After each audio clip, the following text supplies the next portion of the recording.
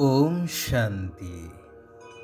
सत्य पिता निराकार परमात्मा शिव बाबांकर सत्य ज्ञान को धारण करी सच्चा सत्संग करुथिबा महान तपस्वी आत्मा मानंकु हृदयर सहित कृतज्ञता शुभेच्छा सुप्रभात सुस्वागतम।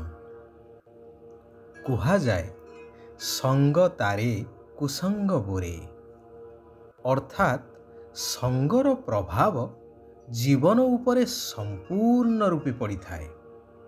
सेथिपाई मध्य कुहा जाए कि जदि जड़े चोर नित्य साधुमानंक संगरे बा गहणरे रुहे तेबे दिने से परिवर्तन होई साधुरे परिणत होई जाई थाए। जार ज्वलंत उदाहरण हेउछंती दस्यु रत्नाकर ऋषि वाल्मीकि रे परिवर्तित हेबा। वर्तमानर सामाजिक चलणी मनुष्य मानकर आचार व्यवहार पोशाक परिपाटी खाद्य पानीय मध्य एक विराट नमूना संगर प्रभावर। जहा देखिले जहा सुनिले तुरंत ताकू निज जीवन रे प्रतिफलित करेइले, अर्थात निजे सही भली करिबाकू लागिले, जहार फलस्वरूप आज सारा विश्व विनाश आड़कू अग्रसर। एक सुंदर कहानीटी मने पड़े। जड़े धर्मपरायण राजा जंगल को जाई मुनिंक शरणापन्न हेले। कहिले मुनिवर, मोर एबे राजसिंहासन प्रति मोह तुटी गलानी। मोर उदार मनोवृत्ति को देखी कर्मचारी माने विभिन्न समस्या सृष्टि करि चलिछंती। पड़ोसी राज्य सहित मिसी राज्यर शत्रु होई जाउछंती। जेहेतु मोर वंशरे आउ केही नाहंती, तेणु केते जन मंत्री मध्य सिंहासन प्रति लालायित होई भितरे भितरे परस्पर समर्थक जोगाड़ करिबार लागिछंती। तेणु आपण मते मुक्तिर मार्ग देखैबा सहित राज्य को मध्य जने उत्तम शासक हातरे दियंतु। सेही कामनारे बा सेही कामना नेई मु आपणଙ୍କ पाखକୁ आसीछि। मुनिमर राजांक सहित राजदरबार को जाई जरूरी बैठक डकई बहु विचार विमर्श करिबा परे सर्वसम्मतिक्रमे प्रधानमंत्री को राजमुकुट प्रदान कले एवं राजांकु निज सहित तांको कुटीर को नहीं गले। मंत्री राजपद प्राप्त करी निजर इच्छा मुताबक कार्य करि चलिले, मौज मजलिस रे रहिले। हेले प्रजा आंदोलन हेबा भली परिस्थिति आसी जिवार सूचना पाई निजको सुधारी नहीं प्रजामंगल कार्य करिवार योजना मान प्रस्तुत कले। हेले सेथिपाई तांकु अनेक बाधा विघ्नर सामना करिबाकू पड़ुथाए। एबे से निजे हृदयंगम कले कि राजपद प्राप्त करिबा जेतिकी आनंददायक, राज्य चलैबा ताठारु अनेक गुणा कष्टदायक।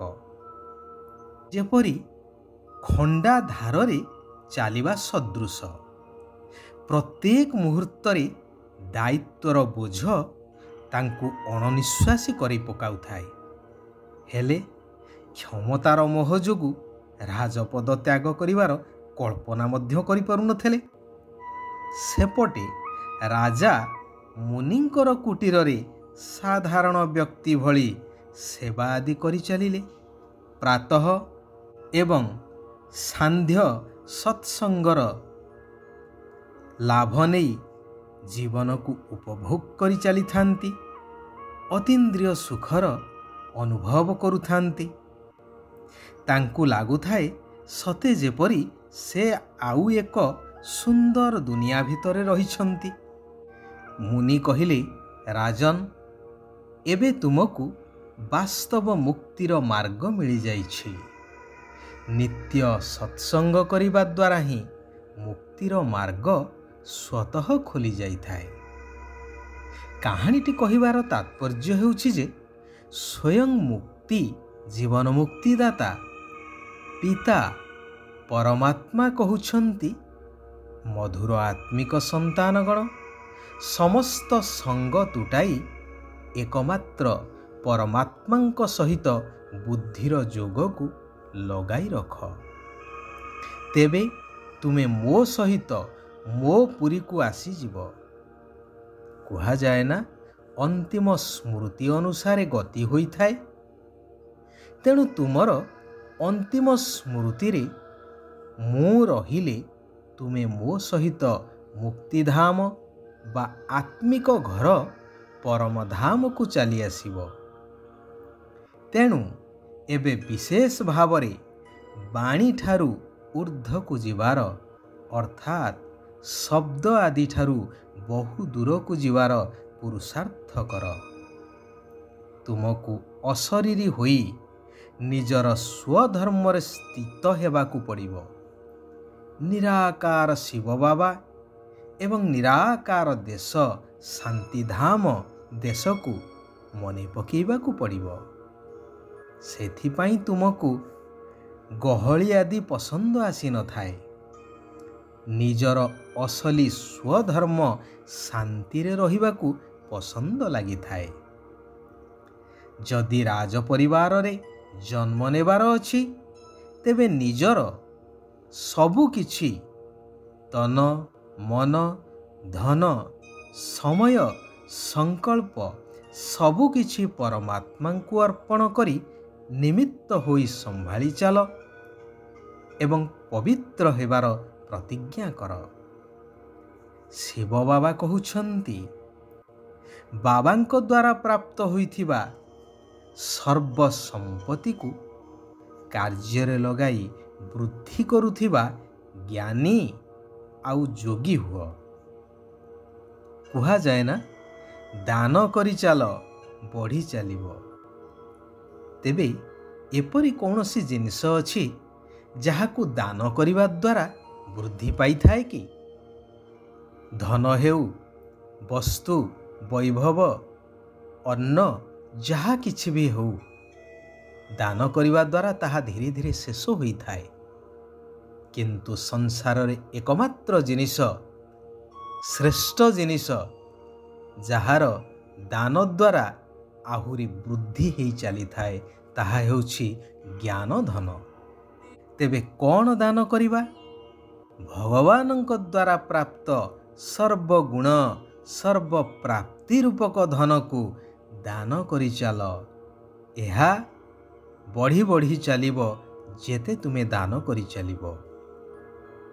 ଏଭଳି କେବେ କହିବା ଅନୁଚିତ କି ମୁଁ ତ ଚାହୁଁନଥିଲି, ହେଲେ ଭୁଲ ହେଇଗଲା, ମୋର ତ ଏପରି ଭାବନା ନଥିଲା, ହେଲେ କାହିଁକି କେଜାଣି ମୁଁ ଏମିତି କହିଦେଲି, ଆଦି ଆଦି।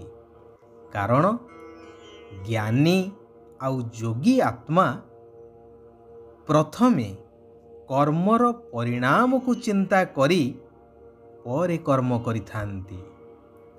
ସ୍ୱଭାବ ଏବଂ ବିଚାରରେ ଅନ୍ତର ଥିଲେ ମଧ୍ୟ ସ୍ନେହରେ ଅନ୍ତର ରହିବା ଉଚିତ ନୁହେଁ। କାରଣ ବର୍ତ୍ତମାନ ସମାଜରେ ମଣିଷ ହେଉ ବା ପଶୁପକ୍ଷୀ, କେହି ବି ସମସ୍ତେ ହେଉଛନ୍ତି ସ୍ନେହର କାଙ୍ଗାଳ। ସ୍ନେହ ଦ୍ୱାରା ସବୁକିଛି ସାଧନ କରାଯାଇପାରେ, ସବୁକିଛି ନିଜର କରାଯାଇପାରେ, ଆପଣାର କରାଯାଇପାରେ। ଆଚ୍ଛା, ଆଜି ପାଇଁ ଏଇଠାରେ ଆମେମାନେ ବିରାମ ନେବା। ଆସନ୍ତାକାଲି ପୁନଶ୍ଚ ଆମେମାନେ ସେହି କଲ୍ୟାଣକାରୀ ପରମାତ୍ମାଙ୍କର ଆଉ କିଛି କଲ୍ୟାଣକାରୀ ମହାବାକ୍ୟକୁ ଶ୍ରବଣ କରିବା, ମନନ କରିବା, ନିଜ ଜୀବନରେ ଧାରଣ କରି ଆତ୍ମାର ଶକ୍ତିକୁ ବୃଦ୍ଧି କରିବା ସହିତ ଦୈବୀ ଗୁଣ ସମ୍ପନ୍ନ ହୋଇ ସତ୍ୟଯୁଗୀ ନୂତନ ରାଜ୍ୟର ଅଧିକାରକୁ ପ୍ରାପ୍ତ କରିବା। ଓମ୍ ଶାନ୍ତି। ଓମ୍ ଶାନ୍ତି। ଓମ୍ ଶାନ୍ତି।